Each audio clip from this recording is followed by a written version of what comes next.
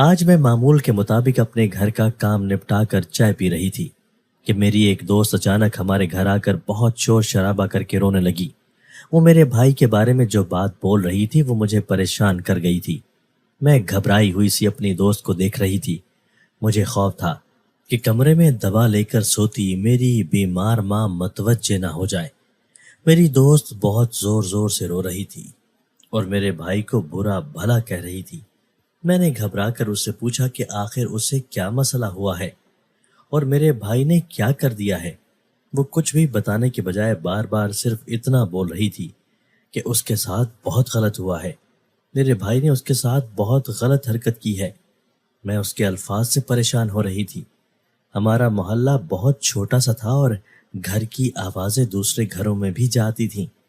میں نہیں چاہتی تھی کہ محلے والے میرے بھائی کے بارے میں کوئی ایسی ویسی بات سنیں، کیونکہ میرے والد صاحب کی شرافت محلے میں مشہور تھی اور وہ بہت سخت مزاج اور غصیلے تھے۔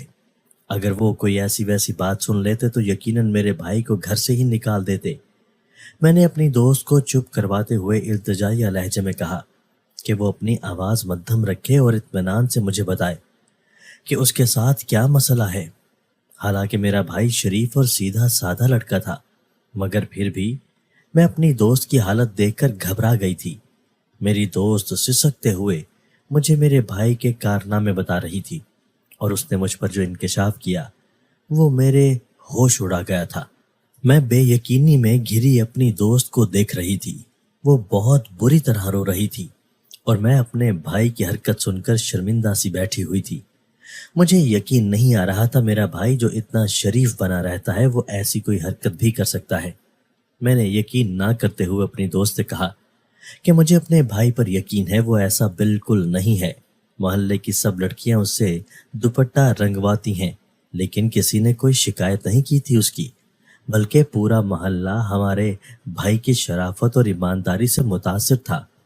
میری دوست میری بات پر بھڑک اٹھی اور بولی کہ تمہارا بھائی دوپٹے رنگنے کے نام پر جو کچھ کر رہا ہے جلد پورے محلے کے سامنے آ جائے گا۔ اگر وہ اتنا شریف ہے تو اپنے خاندان کی لڑکیوں کے دوپٹے کیوں نہیں رنگتا؟ میں اس کی بات سے پریشان ہو گئی۔ یہ بھی سچ تھا کہ میرا بھائی صرف انجان اور محلے والی لڑکیوں کے دوپٹے رنگتا تھا اور خاندان کی سب لڑکیوں کو صاف انکار کر دیتا تھا۔ میری دوست کی حالت بھی بہت اجڑی بکھری ہوئی سی لگ رہی تھی۔ مجھے خوف محسوس ہوا کہیں وہ سچ نہ بول رہی ہو۔ میری دوست لڑ جھگڑ کر جا چکی تھی اور میں پریشان سی بیٹھی رہ گئی تھی۔ میں نے سوچا کہ میں خود سچ جاننے کی کوشش کروں اور اگر واقعی ایسا کچھ ہے تو اپنے بھائی کو سمجھاؤں۔ محلے میں ہم بدنام ہو جاتے تو میرے ماں باپ کو باتیں سننا پڑتی۔ میں نے خاموشی سے اپنے بھائی کا جائزہ لینا شروع کیا، مگر مجھے کچھ بھی مشکوک محسوس نہیں ہوا تھا۔ میرا بھائی بہت محنتی تھا اور وہ معمول کے مطابق پوری لگن سے اپنا کام کر رہا تھا۔ میرا بھائی زیادہ تر شام کے وقت سب کے دوپٹے لیتا تھا اور پھر رات دیر تک وہ کمرہ بند کر کے مصروف رہتا تھا، مگر اب کچھ عرصہ سے روزانہ شام کے وقت اس کے کمرے سے ہنسنے بولنے کی آوازیں بھی آتی تھیں۔ ایک روز میں نے تجسس کے ہاتھوں مجبور ہو کر اپنے بھائی کے کمرے میں جھانکا تو سامنے کا منظر دیکھ کر میں دھک رہ گئی۔ میرے رونگٹے کھڑے ہو گئے تھے۔ یہ میرا بھائی کیا کر رہا تھا؟ اسے احساس ہی نہیں تھا کہ وہ جن حرکتوں پر اتر آیا تھا اس کی وجہ سے اس کا کام دھندا بند ہو سکتا تھا اور محلے میں ہماری جتنی بدنامی ہوتی ہم کہیں کے نہ رہتے۔ میں لرزتی کامتی سی اپنے کمرے میں جا کر بیٹھ گئی تھی۔ مجھے اپنے بھائی کی بھی فکر ستا رہی تھی۔ میں جاننا چاہتی تھی کہ وہ آخر رات دیر تک کمرے میں بند رہ کر کیا کرتا رہتا ہے۔ ایک روز شام ڈھلی تو میرا بھائی اپنے معمول کے مطابق رات کا کھانا کھانے کمرے سے باہر آ گیا۔ اسے کھانا دے کر میں کچھ سوچتے ہوئے اپنے بھائی کے کمرے میں جا کر چھپ گئی۔ میرا بھائی کھانا کھا کر کمرے میں داخل ہوا اور معمول کے مطابق اپنے کمرے کا دروازہ لاک کر دیا۔ میں سانس روکے اندھیرے میں بھی اس پر نظر جمائے کھڑی تھی۔ اس کے کمرے کی پچھلی جانب جو دروازہ گلی کی طرف کھلتا تھا وہ کھلا ہوا تھا اور اس نے گلی کی طرف کھلنے والے دروازے کی کنڈی بھی نہیں لگائی ہوئی تھی۔ اس نے کمرے کی سرخ روشنی جلائی تو اگلے کچھ لمحات میں سامنے کا منظر دیکھ کر میں بھونچکا رہ گئی۔ میں پھٹی پھٹی آنکھوں سے اپنے بھائی کو دیکھ رہی تھی اور مجھے اپنی دوست کی بات یاد آ رہی تھی۔ جو کچھ اس نے کہا تھا کہ میرا بھائی دوپٹے رنگنے کے نام پر کیا کر رہا تھا، وہ تو حیران کن تھا ہی، مگر جو کچھ میں اپنی آنکھوں سے آج اپنے بھائی کے کمرے میں دیکھ رہی تھی، وہ ناقابل بیان اور ہوش اڑا دینے والا منظر تھا۔ دراصل ہم ایک نہایت چھوٹے سے علاقے میں رہتے تھے۔ ہمارے محلے میں سب متوسط گھرانے سے تھے۔ ہمارے گھر میں ہم صرف 4 افراد تھے۔ ہمارا باپ ایک پرائیویٹ ادارے میں ملازم تھا اور ان کی کمائی سے ہی ہمارے پورے گھر کا گزر بسر ہو رہا تھا۔ میری ماں ہر وقت بیمار رہتی تھی۔ ہمارے لیے گھر کے باقی اخراجات کے ساتھ ان کی دوا اور علاج کا خرچ نکالنا مشکل ہوا، تو میں نے اور میرے بھائی نے میٹرک کے بعد تعلیم کو خیر بات کہہ دیا۔ میں نے اپنی ماں کو آرام دے کر گھر کا سارا کام خود سنبھال لیا اور میرا بھائی محلے کی لڑکیوں اور عورتوں کے دوپٹے رنگنے کا کام کرنے لگا۔ میرا بھائی بہت محنت سے اپنا کام کرتا تھا اور اس کے کام میں اتنی صفائی تھی کہ کچھ ہی عرصے میں ہمارے محلے کے علاوہ دور دور سے بھی لڑکیاں دوپٹہ رنگوانے آنے لگی تھیں۔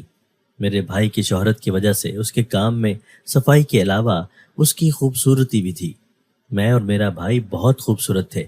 محلے کی لڑکیاں میرے بھائی کی اچھی صورت کی وجہ سے بھی اس کے پاس آتی تھیں۔ میرے والد صاحب کا شمار محلے کے عزت دار لوگوں میں ہوتا تھا۔ وہ بہت شریف النفس انسان تھے اور ہم دونوں بہن بھائیوں کی تربیت بھی انہوں نے ایسے ہی کی تھی۔ میرا بھائی بھی نظر جھکا کر رکھتا تھا اور لڑکیوں سے زیادہ بات نہیں کرتا تھا، نہ ہی ان کو اپنے ساتھ زیادہ فری ہونے دیتا تھا۔ میرے والد صاحب میرے بھائی کے اس کام کے سخت خلاف تھے۔ انہیں لڑکیوں کا میرے بھائی کے پاس آنا بہت برا لگتا تھا۔ وہ چاہتے تھے کہ میرا بھائی کوئی اور کام کرے جس میں اس کا واسطہ لڑکیوں سے نہ پڑے، مگر میرا بھائی اسی کام سے مطمئن تھا۔ دوپٹوں کو نئے رنگ دینا اس کا شوق بھی تھا۔ اس کی ضد پر میرے والد صاحب خاموش ہو گئے، مگر اسے سختی سے تاکید کی کہ وہ کبھی بھی اپنی اور والد صاحب کی عزت کم نہ ہونے دے اور اپنا خاندانی وقار برقرار رکھے۔ میرے بھائی نے والد صاحب کی اس بات پر انہیں یقین دلایا کہ وہ انہیں کبھی مایوس نہیں کرے گا، اور وہ اپنے وعدے کے عین مطابق اس بات کا خیال بھی رکھتا تھا اور لڑکیوں سے فاصلہ رکھتا تھا۔ مگر ایک بات مجھے اکثر الجھاتی تھی کہ جب سے وہ کام سیکھا تھا اس نے ہمارے خاندان کی لڑکیوں کے دوپٹے لینے سے ہمیشہ انکار کیا تھا۔ میں اس بات پر اس سے بہت الجھتی تھی اور حیران ہوتی تھی کہ اگر وہ محلے کی لڑکیوں کا یہ کام کر سکتا ہے تو خاندان کی لڑکیوں کا کیوں نہیں کر سکتا تھا۔ مگر میرے سوال اور حیرت کا میرے بھائی نے کبھی جواب نہیں دیا تھا۔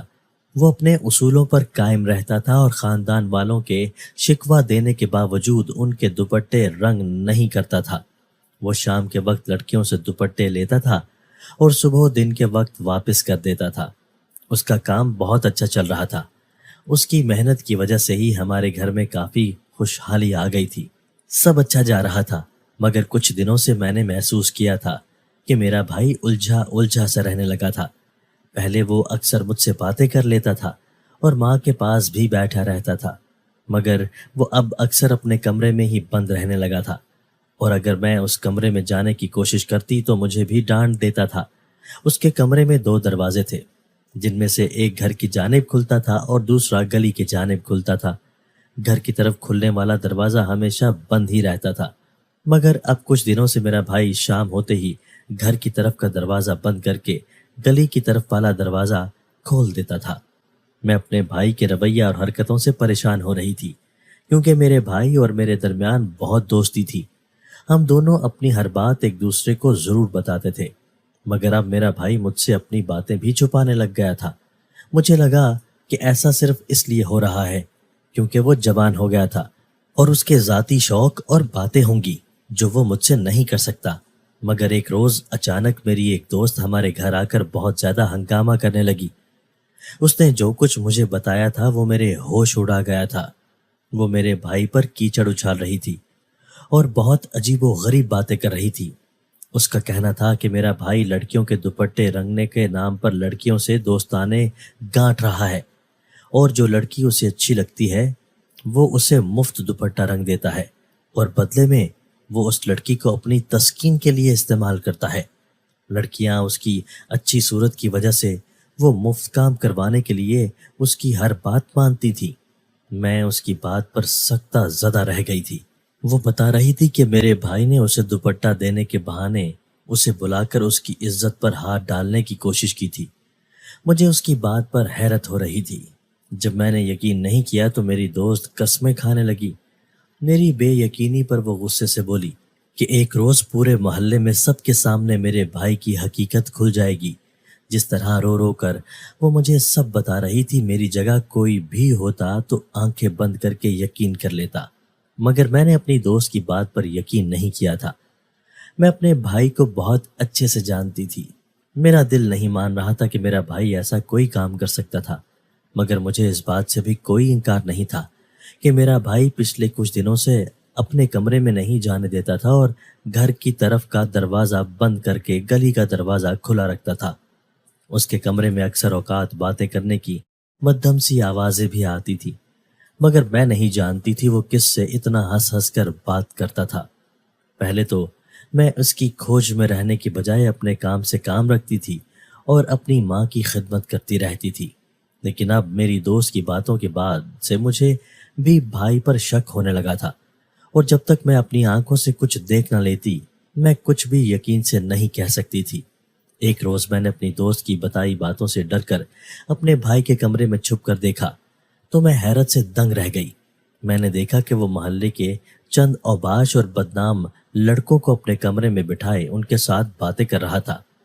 وہ جو حرکتیں کر رہا تھا اس کی وجہ سے اس کا کام بند ہو سکتا تھا، کیونکہ ظاہر ہے لڑکیاں ایسے اوباش لڑکوں کے ساتھ اس کی دوستی دیکھ کر اس کے پاس آنا بند کر دیتی، مگر جانے میرا بھائی کیوں یہ سب کر رہا تھا۔ میں گھبرائی سی اپنے کمرے میں بند ہو گئی تھی۔ مجھے ڈر تھا کہ میرا بھائی غلط کاموں میں پڑ گیا تھا، ان لڑکوں کے ساتھ رہنے سے اس کا مستقبل برباد ہو جاتا، اور جو محلے کی شرافت کی مثال تھا بدنام ہو جاتا تو میرے والدین کا سر جھک جاتا، اور گھر میں جوان لڑکی ہوتے ہوئے بھی میرا بھائی ایسے برے لڑکوں کو شام کے وقت گھر میں بٹھائے رکھتا تھا۔ میں بھی مجبور تھی، کیا کرتی؟ اسے بدلتا ہوا محسوس کر رہی تھی، مگر کچھ نہیں کر سکتی تھی۔ مجھے خوف تھا کہ میرے والد صاحب کو یہ سب پتہ نہ چل جائے۔ میرے والد صاحب رات کو دیر سے گھر آتے تھے، اس لیے وہ ابھی میرے بھائی کی ان حرکتوں کے بارے میں نہیں جان سکے تھے، اور میں نے بھی ہر ممکن کوشش کر کے اپنے بھائی کی سرگرمیاں اپنے والد صاحب سے چھپا لی، کیونکہ اگر وہ جان لیتے تو شاید میرے بھائی کو گھر سے نکال کر قطع تعلق ہی کر لیتے۔ جبکہ میرا بھائی اب بھی اپنا کام اسی لگن سے کر رہا تھا، اس لیے میں نے اپنے بھائی کو اس کے حال پر چھوڑ دیا تھا۔ مگر اب میرے بھائی کی حرکات برداشت سے باہر ہو رہی تھی۔ میں نے اسے بہت سمجھانے کی کوشش کی، مگر وہ بات سننے کو تیار ہی نہیں تھا۔ الٹا وہ مجھ سے لڑنے لگتا تھا کہ وہ ایسا کرنے پر مجبور ہے۔ اگر وہ ان لڑکوں سے تعلق نہیں کرے گا تو بدنام ہو جائے گا۔ میں اپنے بھائی کی بات پر ہکا بکا رہ گئی تھی۔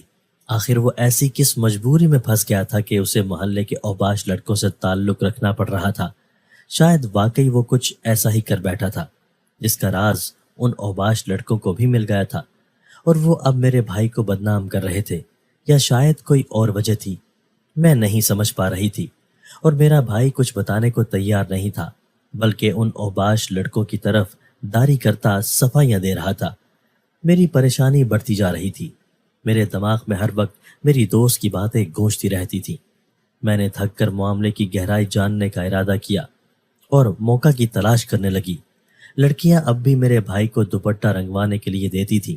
میں نے لڑکیوں سے بھی بہانے سے بات کی اور جاننے کی کوشش کی تو مجھے کچھ خاص سمجھ نہیں آئی تھی۔ لڑکیاں میرے بھائی کے ذکر پر شرمانے لگتی تھیں۔ میں کچھ الجھ سی گئی تھی۔ ایسا لگ رہا تھا کہ واقعی میرا بھائی نہ صرف مقبول ہے بلکہ وہ بھی لڑکیوں کو توجہ دیتا ہے۔ میری دوست کی باتوں نے میرے دماغ میں الٹی سیدھی سوچوں کو بھر دیا تھا۔ میں نے ایک روز بھائی سے پوچھ لیا کہ وہ جب یہ محلے کی لڑکیوں کے لیے کام کر سکتا ہے تو خاندان کی لڑکیوں کو کیوں انکار کرتا ہے؟ وہ خاندان کی لڑکیوں سے احتیاط کیوں برتتا تھا؟ میرے بھائی نے میری بات پر سنجیدگی سے جو جواب دیا وہ مجھے چونکا گیا تھا۔ اس نے کہا کہ وہ گھر کے حالات بہتر کرنے کے لیے کام کر رہا تھا۔ خاندان کے لوگ اکثر مفت کام کروانے کی کوشش کرتے ہیں جس میں اس کا وقت اور محنت ضائع جا سکتی تھی۔ وہ خاندان والوں سے پیسے لینے سے جھجک محسوس کرتا تھا، اس لیے اس نے شروع سے ہی یہ اصول رکھا تھا کہ وہ خاندان کی لڑکیوں کے دوپٹے رنگ ہی نہیں کرے گا۔ اس کی بات قابل توجہ تھی۔ میں اس معاملے میں خاموش ہو گئی، مگر میری دوست نے جو کچھ کہا تھا وہ مجھے اب بھی الجھا دیتا تھا۔ ایک روز میرا بھائی اپنے ان اوباش دوستوں کو رخصت کر کے کھانا کھانے آیا تو میں اسے کھانا دے کر اس کے کمرے میں جا کر چھپ گئی۔ وہ کھانا کھا کر میرے کمرے میں آیا تو اس نے عادت کے مطابق دروازے پر کنڈی لگا دی اور سرخ روشنی جلائی۔ اگلے ہی لمحے اس کے کمرے کا گلی کی طرف کھلنے والا دروازہ پورا کھلا اور کوئی لڑکی اندر داخل ہوئی۔ ایسا لگ رہا تھا جیسے وہ لائٹ جلنے کے انتظار میں ہی تھی۔ میں اسے دیکھ کر بری طرح ٹھٹک گئی تھی۔ وہ کوئی اور نہیں بلکہ میری وہی دوست تھی جو مجھے میرے بھائی کے بارے میں اتنا کچھ بول کر گئی تھی۔ اس کے آتے ہی میرا بھائی غصے سے پلٹا اور بولا کہ تم یہاں کیوں آئی ہو؟ مجھے تم میں کوئی دلچسپی نہیں ہے۔ میرے بھائی کے جملے مجھے چونکا گئے تھے۔ میری دوست طنزیہ مسکرائی اور بولی کہ تم نے یہ دروازہ میرے لیے ہی تو کھلا رکھا ہوا تھا۔ اگر تم چاہتے کہ میں نہ آؤں تو تم یقیناً دروازہ بند رکھتے تاکہ میں رات کے اس پہر تمہارے پاس نہ آ سکوں۔ اس کی بات پر میرا بھائی پریشان ہو گیا اور سختی سے بولا کہ وہ صرف دروازہ بند کرنا بھول گیا تھا۔ وہ میری دوست سے جان چھڑوانے کی کوشش کر رہا تھا اور اسے یقین دلا رہا تھا کہ وہ ایسا ویسا لڑکا نہیں ہے۔ تب اس کی باتوں پر میری دوست نے جو جملے کہے وہ میری روح فنا کر گئے تھے۔ میں ساکت سے اپنی مکار دوست کو دیکھ رہی تھی۔ وہ میرے بھائی کو دھمکاتے ہوئے کہہ رہی تھی کہ وہ میرے بھائی کو محلے میں بدنام کر دے گی اور اسے اس کے ہی گھر والوں کی نظر سے گرا دے گی اگر وہ اس کی بات نہ مانا تو۔ میری دوست اسے زبردستی شادی پر راضی کر رہی تھی اور مسلسل دھمکا رہی تھی کہ اگر میرا بھائی راضی نہ ہوا تو ہمارے والد صاحب کے پاس جائے گی اور ان کو بتائے گی کہ میرے بھائی نے ان کی عزت پر ہاتھ ڈالا ہے۔ میرا بھائی جب اس کی دھمکیوں پر نہ مانا تو وہ یکدم اپنا لباس نوچتی پاگلوں والی حرکتیں کرنے لگی اور میرے بھائی سے بولی کہ اب جب اس کے شور پر پورا محلہ اکٹھا ہوگا تو وہ کیسے اپنی بے گناہی ثابت کرے گا۔ میرا بھائی بری طرح گھبرایا ہوا تھا۔ میں سارا معاملہ دیکھ کر ہک دک رہ گئی تھی۔ میں اچانک ان دونوں کے سامنے آ گئی۔ میرا بھائی مجھے دیکھ کر چونک گیا جبکہ میری دوست مجھے دیکھ کر گڑبڑا گئی تھی۔ اس کی چوری پکڑی گئی تھی اور میری وجہ سے اس کا ڈرامہ بھی ناکام ہو گیا تھا۔ میں نے غصے سے اپنی دوست کو دیکھا اور اسے لان تان کرنے لگی کہ وہ لڑکی ذات ہو کر خود کو ایک لڑکے کے سامنے پیش کر رہی تھی۔ میری دوست شرمندہ ہو گئی اور میری منتیں کرنے لگی کہ میں اسے غلط نہ سمجھوں، وہ دل کے ہاتھوں مجبور ہے۔ وہ میرے بھائی کو پسند کرنے لگی تھی اور اس کے بار بار کہنے کے باوجود میرا بھائی اس سے شادی پر راضی نہیں ہو رہا تھا۔ الٹا وہ اس کے دوپٹے بھی رنگنا چھوڑ گیا تھا۔ اس نے میرے بھائی کو مجبور کرنے کے لیے دن رات اس کے پاس آنا شروع کر دیا۔ نہ صرف وہ خود بلکہ اس نے اپنی چند دوستوں کو بھی اپنے ساتھ ملا لیا تھا۔ وہ لڑکیاں دن رات مسلسل میرے بھائی کے پاس آنے لگی تھی اور اسے دھمکاتی تھی کہ وہ شادی پر راضی ہو جائے ورنہ وہ سب مل کر اسے بدنام کر دیں گی۔ میرا بھائی اس سب سے بہت پریشان ہو گیا تھا۔ جب محلے کے اوباش لڑکوں نے یوں لڑکیوں کو آتے جاتے دیکھا اور میرے بھائی سے ماجرا پوچھا تو میرے بھائی نے ان کو ساری بات بتا دی۔ وہ لڑکے میرے بھائی کی مدد کرنے کے خیال سے روزانہ تھوڑی دیر اس کے پاس بیٹھنے لگے، جس کی وجہ سے لڑکیاں ڈر کر میرے بھائی کو تنگ کرنا چھوڑ گئیں۔ میں نے سب معاملہ جان کر اپنی دوست کو برا بھلا کہا جس نے اپنی عزت کی بھی پرواہ نہیں کی تھی۔ میں نے اپنی دوست کی بات سنے بنا غصے سے اسے وہاں سے نکال دیا اور کمرے کا دروازہ بند کر دیا۔ میرا بھائی سر جھکائے شرمندہ سا کھڑا ہوا تھا۔ میں نے تعصب سے اپنے بھائی کو دیکھا اور کہا کہ وہ یہ سب جھیلتے ہوئے خاموش رہنے کے بجائے مجھے بتا دیتا تو معاملہ اتنا خراب نہ ہوتا اور نہ ہی اتنی پریشانی جھیلتا۔ اگر یہ بات محلے والوں تک پہنچتی تو وہ بھی شاید میرے بھائی سے ہی ناراض ہو جاتے کیونکہ وہ پہلے ہی اس کام کے خلاف تھے۔ میرا بھائی اداسی سے بولا کہ وہ میری دوست کو سمجھانے کی بہت کوشش کرتا رہا تھا، اسے لڑکی سمجھ کر لحاظ کرتا رہا، مگر وہ دن بدن ڈٹائی پر اترتی آ رہی تھی اور اپنی دوستوں کو بھی ملا بیٹھی تھی۔ وہ اتنا مجبور ہوا کہ محلے کے اوباش لڑکوں کی بھی مدد لے بیٹھا تھا۔ میں نے اپنے بھائی کو سمجھایا کہ وہ ان لڑکوں کی مدد لینے کے بجائے گلی والا دروازہ بالکل ہی بند کر دیتا۔ جب لڑکیاں گھر کے دروازے سے آنا جانا کرتی تو حد میں رہتی اور اسے تنگ بھی نہ کرتی۔ میرا بھائی سیدھا سادھا لڑکا تھا، اس معاملے میں الجھتا چلا گیا تھا۔ میں نے اسے اطمینان دلایا اور کہا کہ اب میں اس کے ساتھ رہوں گی تاکہ کام میں بھی اسے مدد ملے اور لڑکیاں بھی حد میں رہیں۔ مجھے اپنے بھائی پر فخر محسوس ہو رہا تھا، جو ان حالات میں بھی اپنی شرافت اور نیک نامی سے پیچھے نہیں ہٹا تھا۔ کبھی کبھی آنکھوں دیکھا سچ نہیں ہوتا۔ آنکھ اور منظر کا تعلق بہت عجیب ہوتا ہے۔ ہمیں لگتا ہے کہ جو ہم دیکھ رہے ہیں وہ سچ ہے، لیکن ہمیشہ وہ سچ نہیں ہوتا ہے۔ تصویر کا صرف ایک رخ دیکھنے کی بجائے ہمیں دونوں رخ دیکھنے پڑتے ہیں۔ اگر ہم ایسا نہیں کریں گے تو خسارے میں جائیں گے۔ سیدھے سادے لوگوں کو ایسی چالاک لڑکیاں کس طرح سے استعمال کرتی ہیں، مجھے اندازہ ہو گیا تھا۔ سیدھا سادہ انسان چاہے وہ مرد ہو یا عورت تو ہمیشہ ہی نقصان میں جاتا ہے، لیکن میرا یہ ماننا ہے کہ اللہ ہمیشہ مدد کرتا ہے ان کی جن کی نیت میں کوئی کھوٹ نہیں ہوتا ہے۔